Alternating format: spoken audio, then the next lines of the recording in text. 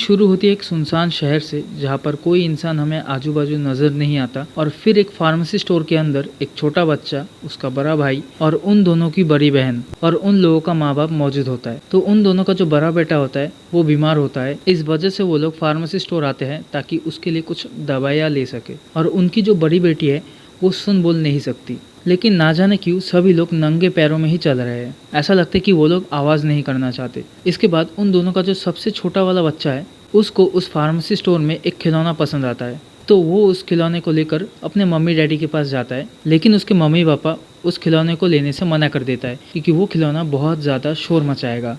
और उसके हाथ से वो प्लेन लेकर वो लोग वहाँ से निकल पड़ते हैं। लेकिन उसकी जो बड़ी बहन है उससे उसकी उदासी देखी नहीं जाती, तो वो अपने भाई को वापस वो खिलौना दे देती है। इसके बाद वो सभी फार्मेसी स्टोर से निकल जाते हैं, लेकिन जाते हुए भी वो लोग रेत के बनाए हुए रास्ते पे ही चल रहे हैं ताकि कोई आवाज़ ना हो। लेकिन ऐसा क्यों, वो हमें थोड़ी देर बाद पता चलेगा। इसके बाद वो लोग एक ब्रिज में पहुँचते हैं। तो वो लोग ब्रिज में चल ही रहे होते हैं कि अचानक पीछे से उसी खिलौने की आवाज़ आती है।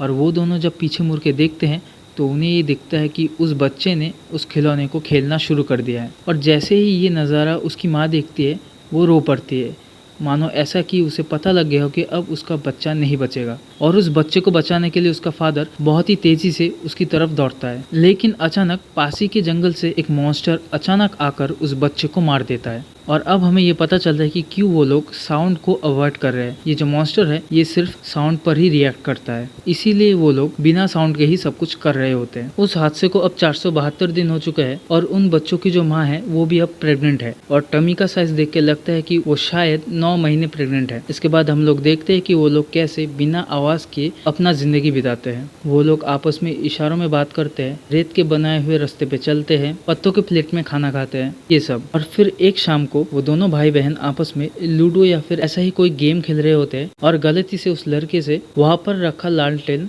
गिर जाता है, जिस वजह से बहुत ही ज्यादा शोर होता है और आग भी लग जाती है। किसी तरीके से आग को बुझाने के बाद वो लोग बिल्कुल ही चुप हो जाते हैं क्योंकि इस आवाज़ को सुन के वो मॉन्स्टर अब यहाँ पर आ जाएगा। और फिर अचानक एक बहुत ज़ोर से आवाज़ आता है, लेकिन चेक करने पर पता चलता है कि वहाँ पर उनके छत के ऊपर 2 रकून्स खेल रहे होते हैं। इसके बाद वो रकून्स जंगल की तरफ चले जाते हैं, लेकिन वो रकून्स जब जंगल से होकर जा रहे होते हैं उनमें से एक रकून को वो मॉन्स्टर मार देता है। मतलब उनके घर के आसपास ही मॉन्स्टर्स मौजूद है और अगर उन्होंने ज़्यादा आवाज़ की तो वो मॉन्स्टर उन पर हमला कर देगा। इसके बाद जो फादर है वो एक ऐसा मशीन बनाते हैं जिसमें से एक अजीब तरह का फ्रीक्वेंसी निकलता है, लेकिन वो क्या काम करता है वो हमें अभी नहीं पता। इसके बाद उनकी वाइफ वहाँ पर आती है और वो दोनों कुछ पर्सनल टाइम स्पेंड करते हैं। इसके बाद हमें अगले दिन का सीन दिखाया जाता है जहाँ पर फादर रेत की बनाई हुई ट्रैक्स को तैयार कर रहे होते हैं, मम्मी अपने बच्चे के सेहत का ध्यान रख रही होती है और उनकी जो बड़ी बेटी है वो अपने फादर के लैब के अंदर जाने की कोशिश करती है, लेकिन उनके फादर उसे अंदर जाने से रोकता है। तो उस लड़की को ऐसा लगता है कि उसी की वजह से उसकी छोटे भाई की जब जान गई थी और इसी वजह से उसके फादर उसे नफरत करते हैं और उसके बदले उसका बनाया हुआ डिवाइस अपनी बेटी को देता है पहनने के लिए,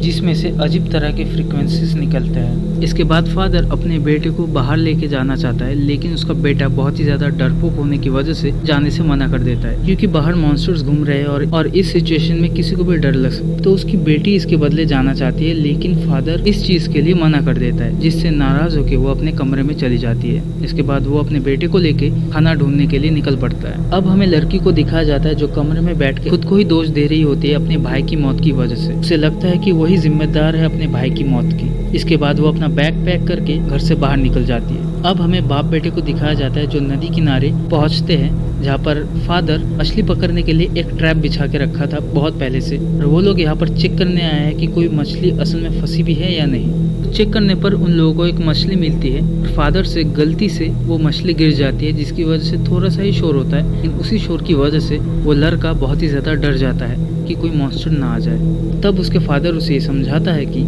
यहाँ पर पास ही में एक झरना है और इस झरने की आवाज़ और नदी की आवाज़ बहुत ज़्यादा है, जो कि उन दोनों के आवाज़ को कवर कर देता है। चीज़ को प्रूफ करने के लिए फादर बहुत ज़ोर से चीखता है, लेकिन कोई मॉन्स्टर वहाँ पर नहीं आता क्योंकि उनकी आवाज़ को नदी और झरने की आवाज़ ब्लॉक कर देती है। तो अब बाप बेटे नदी के पास बैठकर आपस में बातें कर रहे होते हैं। क्या उसकी छोटे भाई की मौत की वजह वो अपनी बेटी को समझते हैं, लेकिन ऐसा सचमुच नहीं है।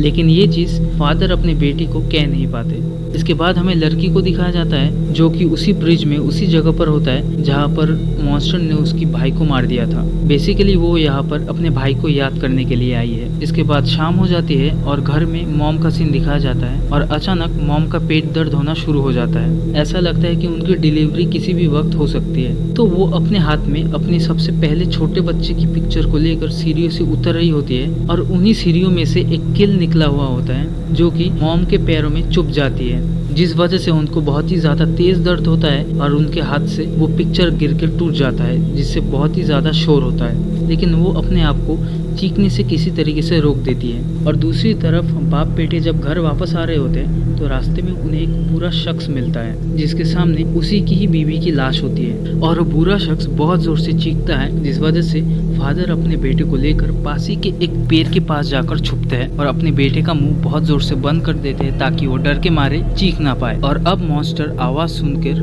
उस बुरे इंसान को मार कर खा जाता है। तो अब वापस मॉम को दिखाया जाता है जो सीढ़ी से ऊपर जाने ही वाली होती है कि उन्हें नजर आता है कि मॉन्स्टर उनके घर के अंदर घुस चुका है। तो वो जाकर बल्ब का कलर चेंज कर देती है येलो से रेड में कि बाकी लोग समझ सके कि यहाँ पर खतरा है। इसके बाद बाप बेटे जब घर वापस आते हैं तो बल्ब का कलर देखकर वो लोग समझ जाते हैं कि वहाँ पर अब खतरा है और फादर अपने बेटे को कहता है कि तुम जाओ खेत में मौजूद क्रैकर्स को जलाओ ताकि क्रैकर्स की आवाज उन मॉन्स्टर्स को डिस्ट्रैक्ट कर सके और वो अपनी बीवी को बचा सके। तो वो लड़का यही करने के लिए खेत में वापस जाता है और क्रैकर्स को जला देता है और आसमान में फटे क्रैकर्स को देखकर उस लड़की को भी ये पता चल जाता है कि खतरा है, तो वो दौड़कर अपने घर की तरफ भागती है। और दूसरी तरफ मॉम मॉन्स्टर से बचते हुए छुप रही होती है, लेकिन उनका पेट दर्द अब बढ़ता ही जा रहा होता है। तो वो मॉन्स्टर को डिस्ट्रैक्ट करके एक बाथटब के अंदर जाती है जहाँ पर वो अपने बच्चे को जन्म देगी। लेकिन डिलीवरी के दौरान वो चीख नहीं सकती क्योंकि अगर वो चीखती है तो मॉन्स्टर बच्चे और माँ दोनों को ही मार डालेगा। तो अब ये मॉम के लिए एक ऐसा सिचुएशन है जहाँ पर उन्हें बिना चीखे अपने बच्चे को जन्म देना पड़ेगा, जो कि बिल्कुल ही नामुमकिन है। और वो मॉन्स्टर मॉम के बिल्कुल पीछे ही होता है। इसके बाद फादर गन लेके घर के अंदर पहुंचते हैं और दूसरी तरफ वो लड़की खेत से होकर जाती है जहाँ पर उसके पीछे वही मॉन्स्टर होता है। लेकिन उसके फादर ने जो डिवाइस बनाया था जिससे अजीब तरीके की फ्रिक्वेंसी निकलती है वो लड़की वो पहन के रखती है और जैसे ही वो मॉन्स्टर लड़की के करीब आता है उस मशीन से बहुत ही अजीब तरीके की फ्रिक्वेंसी निकलने की वजह से उस मॉन्स्टर को बहुत ही ज्यादा तकलीफ होती है, जिस वजह से वो मॉन्स्टर उस लड़की से दूर भाग जाता है। और दूसरी तरफ मॉम अपने बच्चे को एक बाथरूम के अंदर जन्म देती है जिसके दीवार पर मिरर लगा है और मिरर से साउंड पास नहीं होता, तो वो सेफली अपने बच्चे को जन्म देती है। इसके बाद फादर अपनी बीवी और न्यूबॉर्न बेबी को बचाकर अंडरग्राउंड हो जाता है जहाँ पर उस न्यूबॉर्न बेबी को एक ऑक्सीजन मास्क पहनाकर एक बक्से के अंदर बंद करके रखा जाता है ताकि वो बच्चा ऑक्सीजन मास्क के जरिए सांस ले सके। और उसे उस बक्से के अंदर इसलिए रखा जाता है ताकि जब वो रोए तो उसका साउंड बाहर ना निकले। लेकिन उनके दो बच्चे अभी भी बाहर खतरे में हैं। इसके बाद फादर अपने दोनों बच्चों को बचाने के लिए निकल पड़ता है और दूसरी तरफ से पाइप से पानी की लीकेज की वजह से अंडरग्राउंड वाला कमरा पूरी तरीके से भरने लगता है। और दूसरी तरफ वो दोनों बच्चे किसी एक टावर के ऊपर होते हैं। बेसिकली ये इनका स्टोरेज खाना होता है जहाँ पर वो अपनी उगाई हुई फसलों को जमा करते हैं। दोनों ऊपर बैठकर अपने फादर का इंतजार कर रहे होते हैं ताकि उनके फादर वहाँ पर आए और उन्हें बचा के लेके जाए। और दूसरी तरफ मॉम को ये बहुत जल्दी रियलाइज हो जाता है कि उनके घर में पानी